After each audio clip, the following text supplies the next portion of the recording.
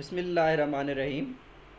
आज हम लोग देखते हैं classification of direct type heat exchanger की, कि हीट एक्सचेंजर जो डायरेक्ट टाइप हमने पीछे मेन 3 टाइप्स हमने लास्ट लेक्चर में पढ़ी थी। Direct transfer type, direct contact type और तीसरी थी अल्टरनेटिव कॉन्टैक्ट जो होता है उनका। तो आज हम डायरेक्ट ट्रांसफ़र टाइप की मज़ीद टाइप्स को डिस्कस करते हैं। तो इसकी मज़ीद 3 टाइप्स होती हैं आपके पास। पहली होती है parallel flow heat exchanger, second होती है counter flow heat exchanger, thirdly होती है क्रॉस फ्लो हीट एक्सचेंजर। तो अभी देखते हैं हम इनको वन बाय वन। तो पैरेलल फ्लो हीट एक्सचेंजर। अब पैरेलल फ्लो हीट एक्सचेंजर अगर आप देखें डायग्राम को फर्स्ट ऑफ ऑल, तो आपकी लेफ़्ट साइड पे आपको स्क्रीन पे नज़र आ रहा होगा कि दो उसने इनलेट्स बताई हैं। पहला है आपका हॉट फ्लूइड इन हो रहा है, उसने रेड एरो से शो करवाया है चूँकि रेड हॉट होता है इसलिए। सेकेंडली आपको कोल्ड फ्लूइड की एंट्री उसने बताई है, कोल्ड आपका इन हो रहा है यहाँ से। अब ये क्या कर रहे हैं, ये ऊपर से आपका हॉट फ्लूइड है, दरमियान में उसने सेपरेशन वॉल रखी है और नीचे आपका कोल्ड फ्लूइड है। पास होने के बाद हॉट वाला अपने पैसे से बाहर चला जाता है और कोल्ड फ्लूइड अपने पैसे से बाहर चला जाता है। अब इनको हम पैरेलल फ्लो हीट एक्सचेंजर क्यों कहते हैं? चूँकि दोनों फ्लूइड्स जो इंटर हो रहे हैं और लीव कर रहे हैं और जहाँ पे हीट एक्सचेंज करवा रहे हैं, इट मीन दोनों फ्लूइड थ्रू आउट आपस में पैरेलल रहते हैं और हीट एक्सचेंज करवाते हैं, इसलिए इनको हम पैरेलल फ्लो हीट एक्सचेंजर कहते हैं। अब वो नीचे कहता है जो Q है आपका, Q क्या है? Q हीट ट्रांसफ़र रेट है between hot fluid and cold fluid, और ये वेक्टर क्वांटिटी है। अब वेक्टर क्वांटिटी क्यों है? क्योंकि इसकी डायरेक्शन होती है कि इसने फ़्लो करना है हॉट से कोल्ड की जानिब या कोल्ड से हॉट की जानिब इसने फ़्लो करना है, तो इसीलिए इसकी एक स्पेसिफिक डायरेक्शन होती है। इस वजह से आप इसको वेक्टर क्वांटिटी कहते हैं। अब वो कहता है यहाँ पे इस केस में आप देखें तो ऊपर वाले फ्लूइड से नीचे वाले फ्लूइड में आपकी हीट ट्रांसफ़र हो रही है। ऊपर चूँकि हॉट है तो हॉट अपनी हीट ट्रांसफ़र कर रहा है कोल्ड फ्लूइड को, तो टॉप से बॉटम आपकी हीट ट्रांसफ़र हो रही है। सेकेंडली आता है आपके पास counter flow heat exchanger. Counter flow वो होगा जिसमें दो फ्लूइड आपके पास एंटी पैरेलल मूव करेंगे। मतलब अगर एक फ्लूइड की एंट्री है तो दूसरे की एग्जिट होगी। अभी देख लेते हैं डायग्राम से। ये आप देखें यहाँ पे क्या है, डायग्राम उसने दिखाया है आपको। एक तरफ से आपका हॉट फ्लूइड इंटर हो रहा है, तो आप नीचे से देखें तो यहाँ पे आपको कोल्ड फ्लूइड लीव कर रहा है। इसी तरह अगर आप इसकी एग्जिट वाली साइड पे चले जाएं हॉट फ्लूइड की, तो हॉट फ्लूइड यहाँ से एग्जिट हो रहा है और कोल्ड फ्लूइड यहाँ से इन हो रहा है। अब यहाँ पे आप देखें तो इनका जो ट्रेवल है वो अपोजिट है, इसीलिए इनको हम कहते हैं काउंटर फ्लो, मतलब अपोजिट डायरेक्शन में फ़्लो करने वाला हीट एक्सचेंजर। दरमियान में उसी तरह आपके पास वॉल ऑफ सेपरेशन है। वॉल ऑफ सेपरेशन क्या करवाएगी? दरमियान में हीट एक्सचेंज करवाएगी। डेल्टा क्यू क्या है आपके पास? डी क्यू है, हीट ट्रांसफ़र हो रही है। एरोहेड नीचे लगा हुआ है कि ऊपर वाले फ्लूइड से नीचे हीट ट्रांसफ़र हो रही है। अब नीचे इसने नोट लिखा है, वो कहते हैं wall of separation should possesses high thermal conductivity values. अब हाई थर्मल कंडक्टिविटी वैल्यूज़ का एडवांटेज क्या होना है? अगर आप वॉल ऑफ सेपरेशन एक इंसुलेटर लगाते होते फॉर एग्जांपल, इंसुलेटर से क्या मुराद होता है? जिसमें से हीट आपकी पास ही नहीं होती, तो वो किस तरह आपकी हीट ट्रांसफ़र करवाएगी हॉट फ्लूइड से कोल्ड फ्लूइड की तरफ? तो वहाँ तो हीट ट्रांसफ़र रेट नहीं होगा, ना आपकी हीट ट्रांसफ़र होनी है। तो इसीलिए वो कहता है जो आपके पास वॉल ऑफ सेपरेशन है उसकी थर्मल कंडक्टिविटी बहुत हाई होनी चाहिए। थर्मल कंडक्टिविटी हाई होने का मतलब ये है कि उसकी थर्मल रेजिस्टेंस ना हो, वो इजीली हीट को पास आउट करवाए दरमियान में से, तब भी आपकी मैक्सिमम हीट एक्सचेंज हो जाएगी।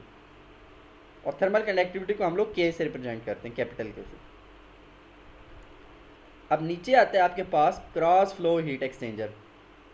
अब जिस तरह आपके पास क्रॉस का साइन होता है, यानी कि जमा का साइन होता है, प्लस का साइन होता है, उसमें आपके पास जो लाइनें होती हैं वो आपस में 90 डिग्री पे होती हैं। अब यहाँ पे भी आपने यही कंसेप्ट ध्यान में रखना है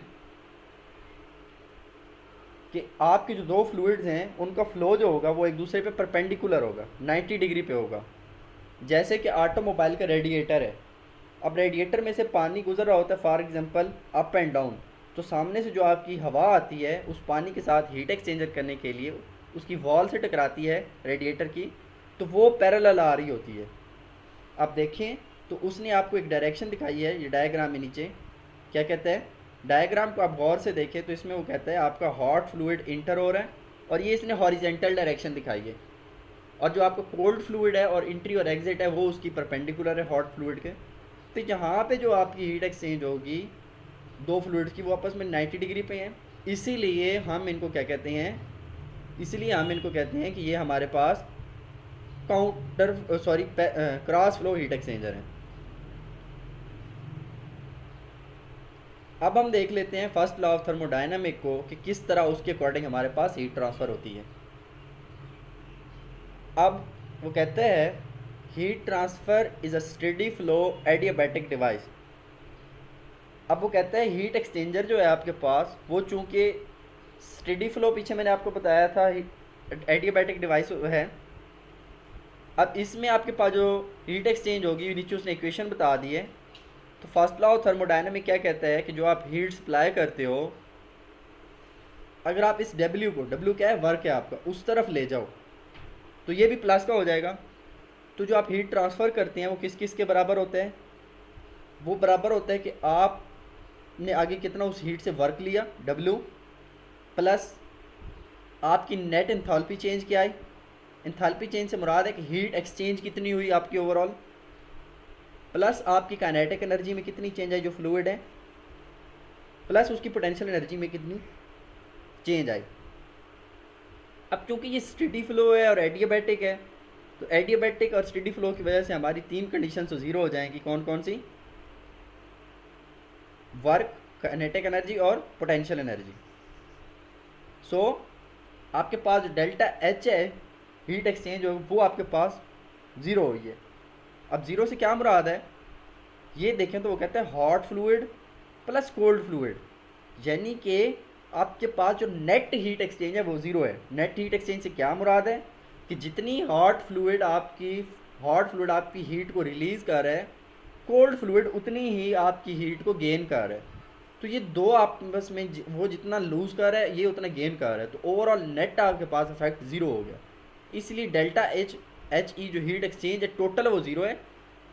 नीचे उसने बता दिया हॉट फ्लूइड की नेगेटिव से रिप्रेजेंट कर देते हैं और कोल्ड फ्लूइड की वो पॉजिटिव से रिप्रेजेंट कर देते हैं। अब इसका रीज़न ये है कि हॉट फ्लूइड चूँकि हीट लूज़ कर रहा है इसलिए उसकी नेगेटिव है, और कोल्ड फ्लूइड चूँकि अपनी हीट गेन कर रहा है तो इसलिए उसकी हीट को उसने पॉजिटिव शो करवाया। वो कहते हैं नेगेटिव साइन जो वो आपके पास इंथैल्पी को डिक्रीज को शो करे, इंथैल्पी की डिक्रीज को। अब वो कहता है कि rate of enthalpy decrease of hot fluid is equal to rate of enthalpy increase of the cold fluid, यानी कि हॉट फ्लूइड जिस स्पीड से आपका हीट को लूज़ कर रहा है उतनी ही स्पीड से आपको कोल्ड फ्लूइड हीट को गेन कर रहा है। तो अगर आप हीट बैलेंस इक्वेशन को देखें तो M C P del T आपके पास बेसिकली इक्वेशन होती है।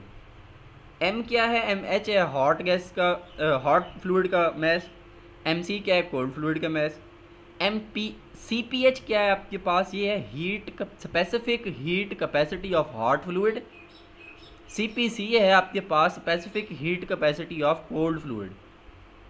इसी तरह हॉट फ्लूइड का इनलेट टेम्परेचर और कोल्ड फ्लूइड हॉट फ्लूइड का एग्जिट टेम्परेचर, और सिमिलरली कोल्ड फ्लूइड का एग्जिट टेम्परेचर और कोल्ड का इनलेट। अब ये दो इक्वेशंस आपके पास बैलेंस है। अब एक छोटा सा यहाँ पे मैं आपको एक और बात समझाता चलूँ कि हॉट फ्लूइड का इंटर टेम्परेचर माइनस उसने हॉट फ्लूइड का एग्जिट टेम्परेचर किया, और कोल्ड फ्लूइड का वो exit temperature minus cold fluid का इंटर टेम्परेचर करता है। अब ये कोल्ड फ्लूइड में ये कंडीशन उल्टी इसलिए है कि कोल्ड फ्लूइड जो आउट जा रहा होता है उसका टेम्परेचर ज़्यादा होता है, वो हीट एक्सचेंज चूँकि करवा चुका होता है हॉट फ्लूइड के साथ, हॉट फ्लूइड यानी कि अपनी हीट ट्रांसफ़र कर चुका होता है कोल्ड फ्लूइड को, इसीलिए कोल्ड फ्लूइड का एग्जिट टेम्परेचर ज़्यादा होता है as compare to cold fluid के इनलेट टेम्परेचर के। इसीलिए कोल्ड फ्लूइड के एग्जिट टेम्परेचर से हमने कोल्ड फ्लूइड के इनलेट टेम्परेचर को सब्ट्रैक्ट करवाया। नीचे उसने कुछ सब्सटीट्यूट्स आपको बता दिए। अब हम देख लेते हैं टेम्परेचर प्रोफाइल हमारी क्या होती है हीट एक्सचेंजर्स में। अब पैरेलल फ्लो हीट एक्सचेंजर में हम लोग टेम्परेचर प्रोफाइल देख लेते हैं, ये बहुत इंपॉर्टेंट है, आपने अंडरस्टैंड करना है इसको। अब ये देखें, अब ऊपर देखिए तो दोनों फ्लूइड आपके पैरेलल जा रहे हैं। अब नीचे हम इसकी टेम्परेचर प्रोफाइल को देखते हैं। ये टेम्परेचर लाइन है और ये आपका डिस्टेंस है, फॉर एग्जांपल आगे जा रहा है, यानी कि हॉरिजेंटल पे उसकी मूवमेंट है और वर्टिकल पे आपके पास टेम्परेचर है। अब यहाँ पे फर्स्ट ऑफ आप देखें दोनों टेम्परेचर, चूँकि दोनों फ्लूइड इंटर हो रहे हैं, तो आप लाइन देखें कि हॉट फ्लूइड जब इन हुआ है तो उसकी लाइन डिक्रीज़ हो रही है कॉन्टीन्यूसली और आगे जाके पैरेलल हो जाती है। और कोल्ड फ्लूइड की लाइन क्या है, रेज हुई है टेम्परेचर की। अब इसका क्या मतलब है, इसका मतलब ये है कि कोल्ड फ्लूइड का टेम्परेचर इंक्रीज़ हो रहा है with the passage of time और हॉट फ्लूइड का टेम्परेचर डिक्रीज़ हो रहा है with the passage of time, और एट दी एंड जाके दोनों पैरेलल हो जाते हैं, दोनों का टेम्परेचर सेम हो जाते हैं। और दरमियान में क्या है आपके पास डेल्टा टी है, इतना टेम्परेचर डिफरेंस है उनका। और एक्स क्या शो करवा रहा है, एक्स आपकी हीट एक्सचेंजर की पोजीशन शो करवा रहा है जिस तरह वो फर्दर आगे प्रोसीड कर रहा है। इसी तरह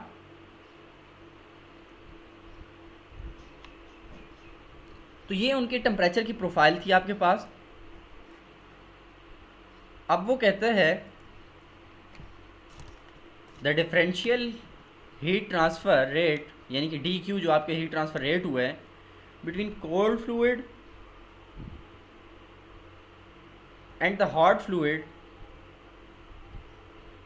उनको हम नीचे इस तरह डिस्क्राइब करेंगे। अब हीट ट्रांसफ़र रेट की जो इक्वेशन होती है आपके पास वो होती है D Q is equal to U del T delta A. अब यू आपके पास ओवरऑल हीट ट्रांसफ़र कोफिशिएंट है। अभी आपने ये इसी तरह याद रखना कि ओवरऑल हीट ट्रांसफ़र कोफिशिएंट है, हम इसी को आगे जाके एक्सप्लेन करेंगे कि ये किस तरह वर्क करता है। डेल्टा टी आपके पास टेम्परेचर डिफरेंस है जो दो फ्लूइड्स के दरमियान हुआ, और डेल्टा ए आपके पास एरिया का डिफरेंस है, यानी कि आपका एरिया में कितना एरिया में हीट ट्रांसफ़र हुई। अब ओवरऑल हीट ट्रांसफ़र कोफिशिएंट को नीचे उसने एक्सप्लेन किया आपके पास, वो उसने लिखा है कि 1/H1 प्लस 1/H2। अब H मैंने आपको बताया था सिंपल हीट ट्रांसफ़र कोफिशिएंट होते हैं। अब H1 और H2 आपके पास क्या है, एक हॉट फ्लूइड का है, एक कोल्ड फ्लूइड का है। तो ये आपने फार्मूला याद कर लेना है आपने कि आपके पास जो ओवरऑल हीट ट्रांसफ़र है वो आपके पास होता है यहाँ पे 1/H1 plus 1/H2। Temperature difference होता है आपके पास T hot minus T cold, यानी कि हॉट फ्लूइड में से हॉट फ्लूइड का टेम्परेचर माइनस कोल्ड फ्लूइड का टेम्परेचर। अब फाउलिंग फैक्टर क्या है, अब फाउलिंग फैक्टर एक बहुत इंपॉर्टेंट फैक्टर है, ये आपने याद रखना है। अब जो आपके पास पाइप हैं कोल्ड फ्लूइड के और हॉट फ्लूइड के जिनके दरमियान हीट ट्रांसफ़र हो रही है, अब चूँकि फ्लूइड इनमें से गुजरता है और टेम्परेचर डिफरेंस होता है, तो जो इनकी हीट होती है फ्लूइड की, फ्लूइड में समटाइम आप देख लें कि आपके पास कुछ ऐसे पार्टिकल्स होते हैं जो कि जिसको आप कहते हैं कि इम्प्योरिटीज़ होती हैं, कंटामिनेंट्स इम्प्योरिटीज़ पाए जाते हैं उसमें, वो पाइप के ऊपर क्या होते हैं, जम जाते हैं। तो जब वो जमते जाएंगे with the passage of time, तो आप यहाँ पे देखें तो उसने एक नीचे डायग्राम ने आपको स्केलिंग और डिपॉजिट्स दिखाए हैं। तो ये पाइप के ऊपर जमते जाएंगे तो क्या होगा, जब ये पाइप के ऊपर जमते जाएंगे तो इनकी एक लेयर बनती जाएगी पाइप के ऊपर। जब लेयर बनेगी तो वो लेयर क्या करेगी, हीट ट्रांसफ़र को रोकेगी। जिस तरह मैं आपको सिंपल मिसाल दूँ कि आपका एक वाटर का पाइप है, कोल्ड वाटर का पाइप है, आप उसके ऊपर प्लास्टिक या कुछ तह चढ़ा दें और फिर आप उसको हाथ लगाएं तो आपको वो कम कोल्ड फील होगा। क्यों कम कोल्ड फील होगा, क्योंकि आप उसका हीट ट्रांसफ़र उतना नहीं हो रहा। क्यों नहीं हो रहा, क्योंकि उसके ऊपर आपने एक तह चढ़ा दी है। इसी तरह ये जो स्केलिंग और डिपॉजिट हो जाता है, ये भी आपके पास हीट ट्रांसफ़र रेट को स्लो कर देते हैं। तो अब हम देखते हैं कि हीट ट्रांसफ़र कितनी स्लो होती है। वो कहते हैं अगर आपके पास पहले हीट ट्रांसफ़र ओवरऑल 1/U हो रही थी, तो अब 1/U यानी कि डार्ट के साथ कितनी होगी या फाउलिंग फैक्टर के साथ कितनी होगी, 1/H1 plus 1/H2 plus F1 plus F2। अब F1 क्या है, फाउलिंग फैक्टर है हॉट साइड का, और F2 क्या है, फाउलिंग फैक्टर है कोल्ड साइड का। तो अब ये H1 और H2 जो थे ये आपके पास ऊपर क्लीन वाला था, ये आप देखें तो ये जब क्लीन था तो ये था, तो 1/h1 और 1/h2 की जगह मैं 1/u क्लीन पुट कर देता हूँ, मतलब कि ओवरऑल हीट ट्रांसफ़र जो क्लीन जब होते हैं पाइप्स उनका। तो ये आपके पास सिंपल, उसने आपके पास ओवरऑल हीट ट्रांसफ़र बता दिया कि हमारे पास किस तरह होता है हॉट फ्लूइड से कोल्ड फ्लूइड की जानिब। तो thank you so much for watching. Hope so ये आपको समझ आया होगा डिटेल में कि किस तरह हीट ट्रांसफ़र होती है आपकी, और हीट एक्सचेंजर में किस तरह फाउलिंग फैक्टर एक्ट कर रहा होता है। नेक्स्ट इंशाल्लाह हम मज़ीद टाइप्स के फाउलिंग फैक्टर को और हीट ट्रांसफ़र रेट्स को देखेंगे। Thank you so much for watching. अल्लाह हाफिज़।